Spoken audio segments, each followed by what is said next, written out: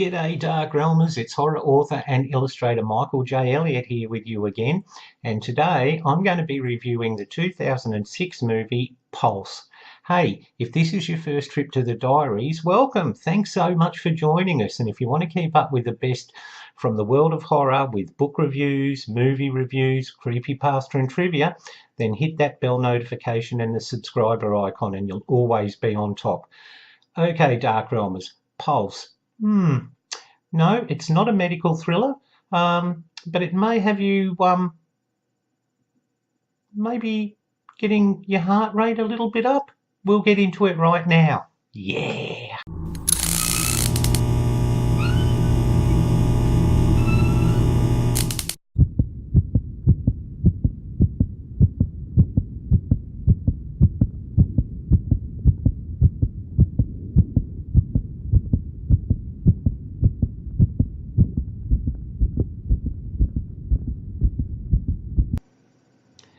Well, Pulse is a 2006 movie written by Wes Craven, yes, he of the Nightmare on Elm Stree fame, Ray Wright and Kiyoshi Kurosawa.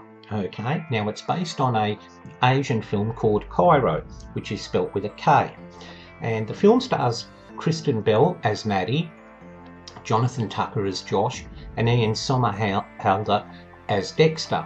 And the story basically involves Josh. Now, he's a hacker and he has basically hacked into the computer of Douglas Zeiger, who he's working on a powerful new wireless signal that'll make Wi-Fi look like nothing, okay? Well, what just doesn't realise is that when he's hacked into this computer, he's unleashed all these nasties, okay? Now, these are creatures or cyber beings from the netherworld, the deep realms of cyberspace. And basically, they want life, and they suck the will to live out of the victims, okay? And then the people just want to die. Not only that, they're shutting down all the internet and the phone and the radio and all those sort of things we rely on, okay?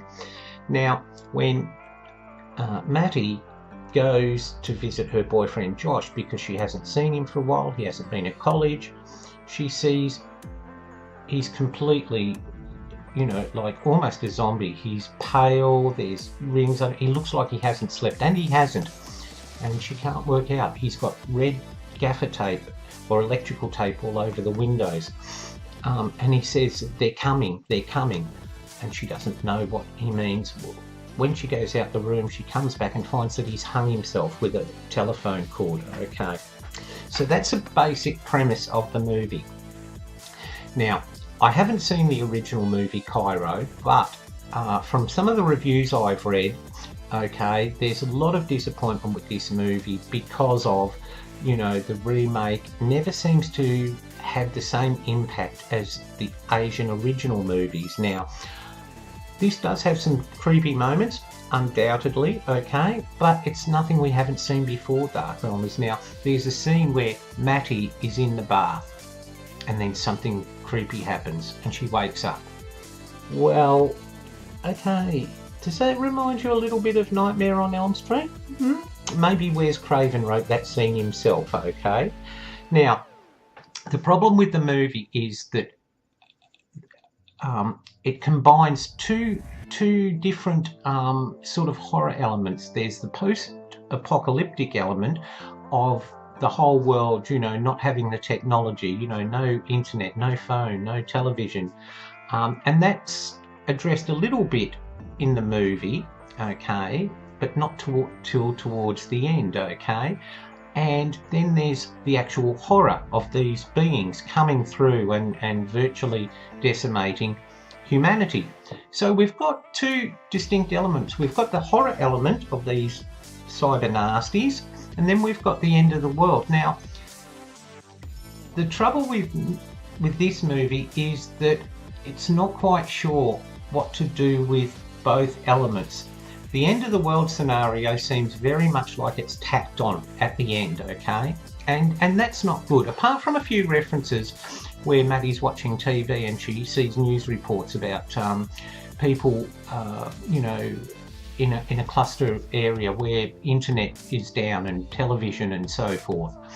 And with the suicide, okay, we see, you know, her friends one by one commit suicide because they've lost the will to live, and this is spreading and this is growing.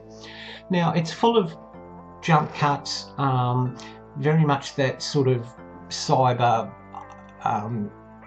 camera sort of distorted view, you know,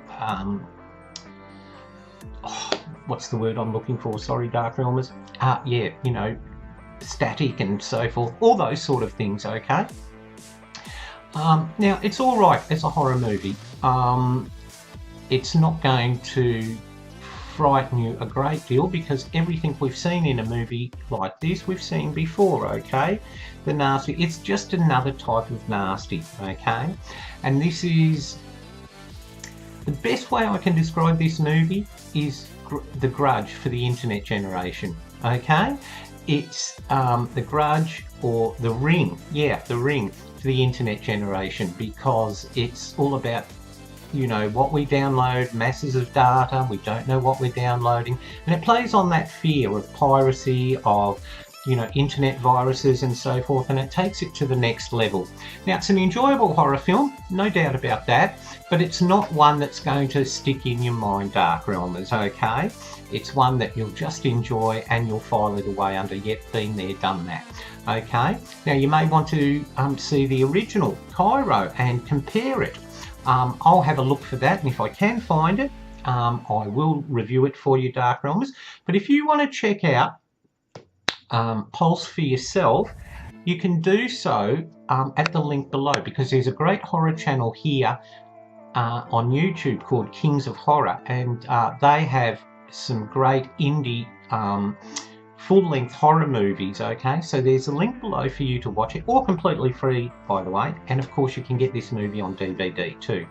So that's my review of Pulse, DarkRealmers. As I said, it's not one that you'll file away as a must-see or, you know, one of your fan faves, but it's enjoyable nonetheless, okay? Now, if you've seen the movie, let me know in the comments below, and what did you think of it? Would you like to see it, okay? Maybe it puts you off the internet a little bit, okay? Alright, DarkRealmers, well that's it from me, horror author Michael J. Elliott. Thank you so much for watching, and I hope you've enjoyed this short but sweet review of Pulse. And like I always say, stay in the light, especially if you're on the internet, DarkRealmers. Bye for now.